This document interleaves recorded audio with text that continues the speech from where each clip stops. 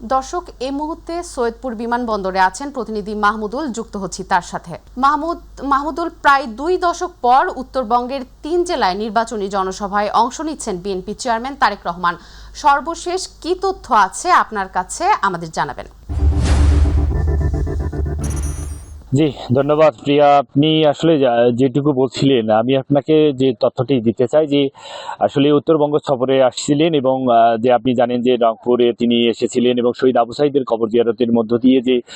উত্তরাঞ্চলে যে নির্বাচনী প্রচারণায় তিনি অংশ নিয়েছিলেন বিএনপির চেয়ারম্যান তারেক রহমান। তবে আজকে তিনি 3 জেলায় সফর করবেন। তিনি প্রথমে আসলে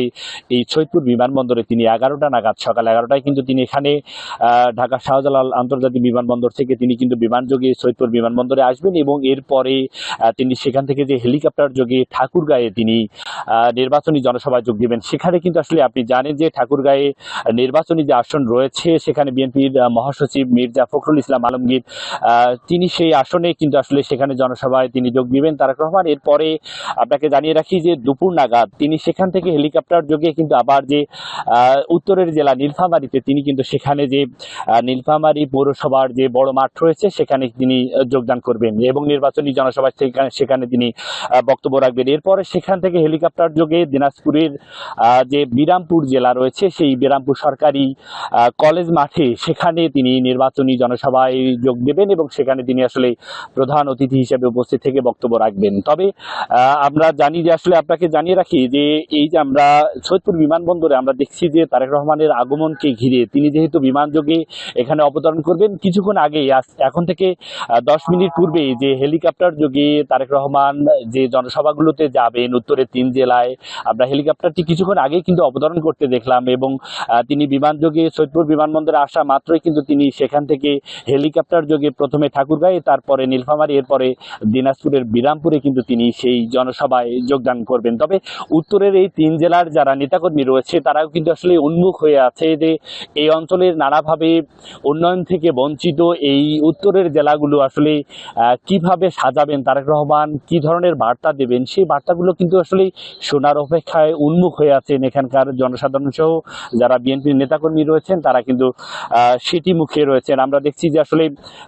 পুলিশ প্রশাসন থেকে শুরু করে র্যাব এবং অন্যান্য যারা আইন শৃঙ্খলা বাহিনীর সদস্য রয়েছেন তারাও কিন্তু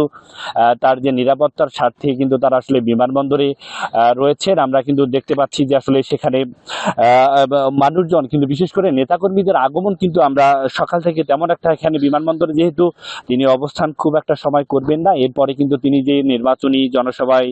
ঠাকুরগাঁয়ে যাবেন সেই জন্য যে জায়গাগুলোতে জনসভা হবে সেখানে কিন্তু আসলে নেতাকর্মীদের বাড়তি চাপ কিন্তু আমরা দেখতে পাচ্ছি। এবং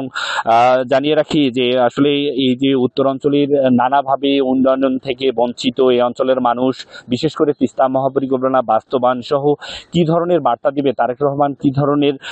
নেতাকর্মীদের নির্দেশনা দেয়, যেহেতু নির্বাচনের খুব একটা দিনক্ষণ নাই, আগামী 12 তারিখে ভোট গ্রহণ হবে। এ কারণে কিন্তু আসলে প্রার্থীরা বিশেষ করে আমরা দেখছি যে দলের চেয়ারম্যান থেকে বিভিন্ন দলের যারা রয়েছেন, বিশেষ করে আমরা দেখছি যে সারা দেশ কিন্তু চষে বেড়াচ্ছেন যারা নেতাকর্মী রয়েছেন এবং বিএনপির চেয়ারম্যান তারেক রহমান তিনি সহ আমরা দেখেছি যে উত্তরাঞ্চলের বিভিন্ন জেলা, কদিন আগেই কিন্তু জামাতের আমির ডক্টর শফিকুর রহমান তিনি কিন্তু আসলে এসেছিলেন। এই যে দলের যারা শীর্ষ নেতারা তারা কিন্তু আসলে নেতাকর্মীদের উজ্জীবিত করতে এবং তাদের যারা প্রার্থী রয়েছেন তাদেরকে বিজয়ী করার লক্ষ্যেই কিন্তু নির্বাচনী যে জনসভাগুলো রয়েছে সেখানগুলোতে কিন্তু তারা যোগদান করছেন এবং সেখান থেকে কিন্তু যে নেতাকর্মীদের এবং জনসাধারণের প্রতি যে নির্বাচনী ইস্তেহার, কি ধরনের আসলে বিএনপি রাষ্ট্র ক্ষমতায় গেলে কি ধরনের উন্নয়ন করবেন এদেশের জন্য, উত্তরাঞ্চলের মানুষের জন্য, সেই কথাগুলো কিন্তু শোনার অপেক্ষায় রয়েছে এখানকার মানুষজন। এবং বিশেষ করে বিএনপির নেতাকর্মীরা দীর্ঘদিন পরে এই 3 জেলার যারা নেতাকর্মী রয়েছে নানাভাবে কিন্তু আসলে তারেক রহমান যখন বিদেশে ছিলেন সে সময় ভার্চুয়ালি অনেকভাবে তারা তাদের যে দলীয় কার্যক্রম সেটি হয়তো বা পরিচালনা করছেন এবং শীর্ষ নেতাকে খুব কাছ থেকে দেখবেন এটি কিন্তু আসলে মুখিয়ে রয়েছেন এই 3 জেলার মানুষ। এবং আপনাকে আসলে সর্বশেষ বলে রাখি যে তিনি সকাল 10টায় শাহজালাল আন্তর্জাতিক বিমানবন্দর থেকে তিনি যে সৈয়দপুর নীলফামারী সৈয়দপুর যে বিমানবন্দর রয়েছে সেখানে তিনি সকাল 11টায়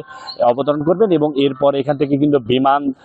থেকে অবতরণ করার পরে কিন্তু তিনি হেলিকপ্টার যোগে কিন্তু প্রথমে ঠাকুরগাঁও, এরপরে নীলফামারী যাত্রাবাড়ি, তারপরে দিনাজপুরের যে বিরামপুর রয়েছে সেখানে তিনি জনসভায় যোগ দেবেন। এবং আপনি জানেন যে বিরামপুর এবং হাকিমপুর, বিরামপুর এবং নবাবগঞ্জ, ঘোড়াঘাট সহ যে আসনটি রয়েছে সেখানে একজন হেভিওয়েট প্রার্থী রয়েছেন বিএনপির স্থায়ী কমিটির সদস্য ডাক্তার এজেড জাহিদ হোসেন। তিনি কিন্তু সেই নির্বাচনী আসনে বিএনপি প্রার্থী হিসাবে লড়ছেন, সেই নির্বাচনী জনসভায় কিন্তু যোগ দেবেন। এবং এখানকার যারা প্রার্থী রয়েছেন এই 3 জেলার, সেই প্রার্থীরাও কিন্তু উন্মুখ হয়ে আছেন যে আসলে এই দলের শীর্ষ নেতা কি ধরনের বার্তা দেবেন, সেই কথাগুলো কিন্তু আসলে শোনার অপেক্ষা রয়েছেন। এবং সর্বশেষ জানিয়ে রাখি যে যেহেতু উত্তর অঞ্চলের যে সফর, এই তারেক রহমানের সফরকে ঘিরে কিন্তু আসলে নেতাকর্মীদের মাঝে যেমন বাড়তি যে উৎসবের আমরা একটি আমেজ দেখতে পাচ্ছি, এবং কি ধরনের বার্তা দেয় এই জনসভা থেকে, কি ধরনের দিক নির্দেশনা দেয়, এবং এই উত্তরাঞ্চলের যে পিছিয়ে পড়া উত্তরাঞ্চলকে এগিয়ে নিতে তারেক রহমান কি ধরনের বার্তা দেবে, সেগুলো কথা শোনার অপেক্ষায় কিন্তু রয়েছে এই 3 জেলার মানুষ। তবে আমরা আসলে পরবর্তী সংবাদে তারেক রহমানের এই 3 জেলার সফর নিয়ে কি ধরনের বার্তা দেবে সেগুলো কিন্তু আমরা আসলে মাই টিভির মাধ্যমে দর্শকদের জানাতে পারবো। প্রিয়া, এই ছিল আমার কাছে রংপুরের সৈয়দপুর বিমানবন্দর থেকে তারেক রহমানের আগমনকে ঘিরে সর্বশেষ পরিস্থিতি। মাহমুদুল, আপনাকে ধন্যবাদ।